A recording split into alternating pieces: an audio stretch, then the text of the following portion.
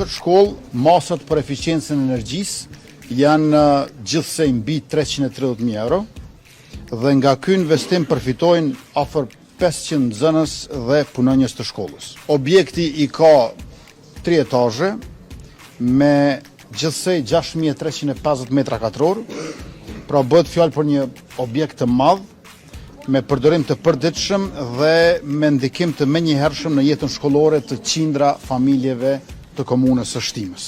Eficienca e energjisë një mend tingëllon si një term teknik, por në shkolla ajo kuptohet shumë thjesht, klasa më të ngrohta në dimër, ndriçim më i mirë, ajër më i pastër, më pak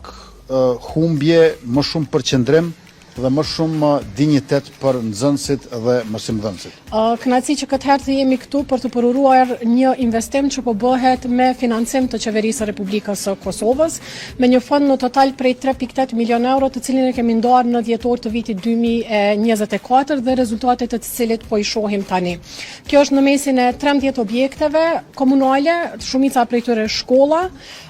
dhe 3 prej tyre në Shtime, siç e përmendi edhe kryeministri, në të cilat po investohet për të rritur eficiencën e energjisë. Përmes përkrahjes nga Fondi i Eficiencës dhe nga Qeveria e Republikës Kosovës, kemi investuar në 3 shkolla të mëdha në komunën e Shtimes. Një nga ato është edhe kjo shkolla profesionale, shkolla e Mindoroku, shkolla Hasan Prishtina,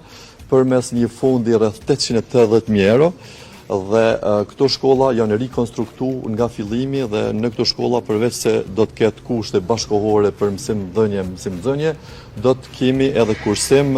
të energjisë që do të jetë pothuajse e përgjysmuar energjia e harxhuar.